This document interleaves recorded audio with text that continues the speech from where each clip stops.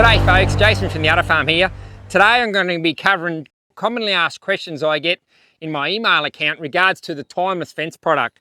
What products do I actually sell here in Australia, and what sizes I have, and where do I recommend using them and their uses, which hopefully that should help you guys determine or plan your property if you wish to put timeless products in. I'll start off with this one, which is the New Zealander A-frame brace.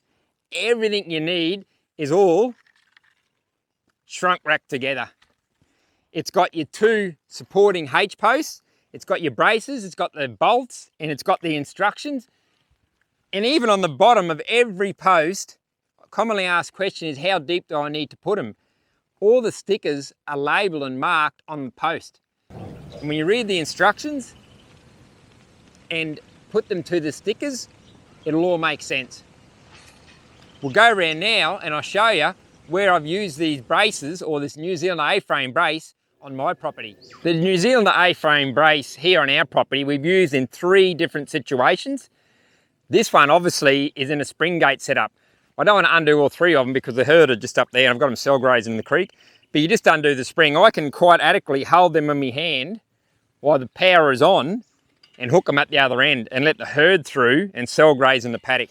I've also got mine set up in a knife gate control. And I found there's quite enough room here for the knife control to go through. The reason I got this is because I got 3 gullies actually, going across, spanning 500 metres on this property. And when we get time of floods, because the creek is in that tree line, when it comes up and touches the electric fence, it's not shorting out the power and using up the charge. I can just drop my knife gates down and that discontinues the power in that section.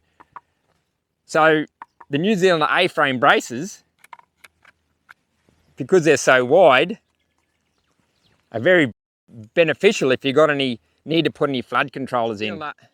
This is another situation where they can be used. Here obviously I've used 2 braces to make up a corner. There's 2 ways of joining these together. Obviously they both got to be concreted in the ground, but I've seen different situations. I like the situation where I like to use hinges on my braces to join them together. That way, if you've got an odd angle, you can move those braces to whatever angle you require. Also, what I do like about it is when you use the hinge, it opens up this gap section, and if you can see behind there, that's where I run my wires. I run them through the holes, and that alleviates me having to use a jumper wire from here to here. They just go straight through the holes and back through the other brace. The other way they've been used is, instead of using the hinge, they actually come with bolts. You can actually join the 2 H posts together through there. You just got to drill 1 hole in these posts and drop the supplied bolt through, and it fastens them together like that. And that's for a 90-degree corner. I found a lot of my corners here aren't 90 degrees. I've got them on an angle, so that situation or circumstance doesn't suit me. These hinges are the way I use mine, so like I mentioned before, it gives me that variety of angles depending how I want to run my fence line. I'll give you a better look from the back here of how I've joined these 2 A-frame braces together to make up a corner. There's the hinge you can see through there, and like I said, that's the way I like to wire mine. So they come through the holes in the back of each post, cleanly inside, alleviates me having to use a jumper wire inside there. But as you can see, that fence is definitely not square. That's why it can't be bolted together and used in a 90-degree situation, because in this instance here, it's definitely far from 90 degrees. So you've got various choices. Like I said, you can bolt them up at 90, or you can do what I do if you haven't got 90-degree corners. I think I've got 1 90-degree corner on the whole property, but I've still used the hinge to join mine at 90 degrees because I'd like that clean appearance it gives me when I run that wire through, and I don't need that jumper wire on the inside. And this is a prime example where I've used the A-frame brace again. Here I've used it as a termination point or a stop end on a fence. If you don't want the fence to continue, it's perfect for that. You definitely couldn't be using a H post for an end brace though. Even though it's concrete in the ground, when you're straining it, the H post would have a tendency to bend over. That's why you must use a brace for a termination point, an end point in a fence like we have in this situation. Now I'll go on to cover the range of T-posts I've got here in Australia. I'll start off with this one. This is the bad boy of the timeless range. This is the 2 1/8 timeless T-posts. The next run we've got is the 1 3/4 T-post. I've got this one in the 5 1/2 footer, which is the most commonly sold T-post in the world. Out of all the timeless range, this is the one they choose to go for. And this, once buried into the ground, the required depth on the sticker or label is about the same height as a split post here in Australia. So like I said, that's the 5 1/2 footer, the most commonly used and sold. I've also got this one in 6 foot, another 6 inches higher. But this one is adequate if you're just replacing like for like a split post. That'd be the same size once buried. And these ones here, a bit dusty, they've been sitting in the shed. This is the 1 1/2 inch profile T-post. I've got these in 4 foot or 4 1/2 foot in height. Once buried into the ground, they end up at about, well, I can turn it over. That's the bury mark. It ends up that high in the ground, which is perfect. And this is the 4 1/2 footer. So 6 inches lower will be the 4 footer. These are what I've used on my property, or going to use down the driveway, where I just want a single hot wire to hold my livestock in at about 42 inches. And I'm having one down there about in between that 12 to 18 inch mark, and that's to hold my sheep in. So they'll be going down the driveway once it's installed. These ones I've used throughout the property. I'll roll them upside down. Once it's buried, that's how high it is in the ground. So you can add 6 inches if you want to use a 6 footer, but that's quite adequate. And this one, once buried in the ground, ends up at a similar height. The 2 1/8 is buried deeper than all the other posts. Like I said, but you don't need to worry about that. All the markings are on there, how deep you need to bury them. And if you go through my other videos, I've go through the installation, actually go through the depth on what you're required to bury all these posts, whether it be a H post, a T post, or the New Zealand A-frame brace. We'll pop across to the paddock now and we'll have a look where I've actually installed these T-posts.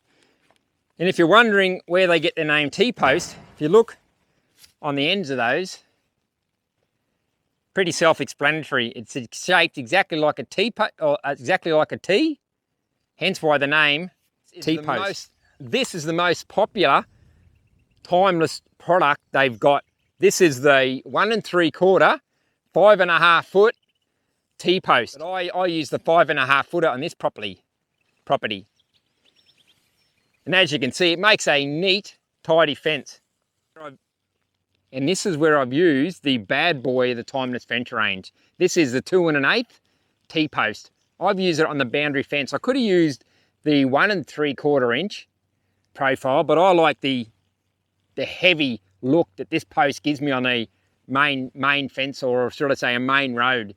It just got a bulky, clean, solid appearance.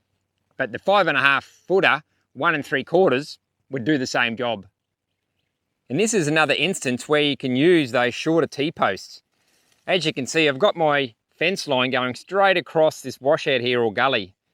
Then I've dropped down just a 2-line hot wire all the way through that gully section. The only thing I didn't cover when I done that field walk is the importance of replacing these in specific areas before you set the fence line up. So when you run your string line out, or however you're setting your fence up, the first thing you should do is walk across your field and have a look at any low spots or high places. Reason being is you want these T-posts to go in any low spots. That way when you're running the wire through, your bottom wire is going to be symmetrical to the ground. Say if you wanted it 8 inches off the ground, if you've got this either side of a hollow spot, potentially you could have a foot or maybe more under that low spot that your livestock or sheep could get out. If you position this in the low spot, you're keeping that wire going down the same height all the way through that fence line. And also the same can be said for if you've got any high spots, position that on your high spots. If you've got a sudden peak in your land, what could happen is you could have that bottom wire, if it's a hot wire, that could be touching that peak and earthing out. Whereas you position that on top, once again, it's keeping that symmetry or profile you're looking for, whether it be 8 inches or the whole way across that land. So we can have slightly undulating ground and that bottom wire will stay exactly the same height all the way along. Last but not least, this post I'll cover is the H post. I'll give you a look. If you look straight down the barrel there, name is quite obvious. It's shaped exactly like a H. Once again, like all timeless products, there's the sticker. I know the new labelling system they rolled on with ink, and that's where you bury it to. So, oh, looks like I've got a bit of a snake skin there. It's winter over here, so they're hibernating. They must have shedded his skin before he went into hibernation. We'll go through the paddock now, and we'll have a look where I've installed these posts. I've used it in 3 different circumstances or situations on this property, this being one. This length of fence line is not running in a straight line. You can see the distinct dog leg running through there now. I've done a separate video on the angles on where you require or timeless recommend having those H posts in. So go back and look at that video where I've actually installed one, and I'll give you the calculations where they recommend dropping away from the T-post and using a H post. And then if your angle is too big for a H post, that's when you need corner. This is another situation. I've got a H post here, I've got a H post here, and one here. The reason why I've got it at the top of the hill is when you're straining your fence, even though the timers recommend you only need to strain your lines, or your high tensile wires to hand tight to take the sag out. You don't need any more. It's not a physical fence. It's a psychological barrier. When they touch it, they get zapped a few times, they won't go near it. But the reason why it's at the top of the hill is when you're straining, a normal T-post has the potential of pushing down into the ground.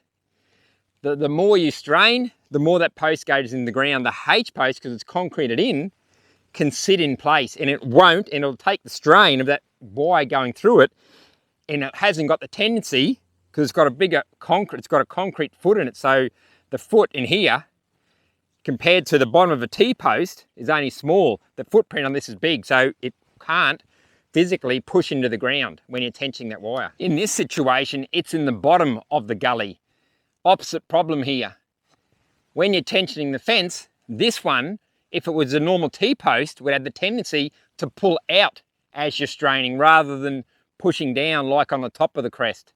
This would have a tendency to pull out of the ground. So once again, a bigger footprint of concrete eliminates that post popping out of the ground, the H post. Hence why you need 3 in this situation. One for the top of the gully, one for in the bottom, and one for up the other side. I have gone a little bit experimental in this situation.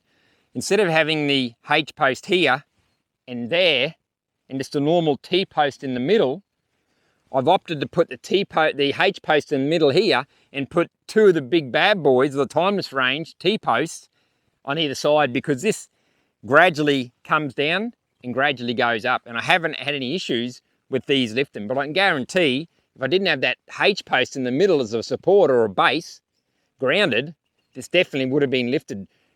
Not only when I'm straining, but when a lot of moisture comes through, a lot of water and flood time, this is one of those spots that goes underwater, that would definitely be popping out of the ground. Traditionally, this is how you have your H posts set up in the bottom of a gully.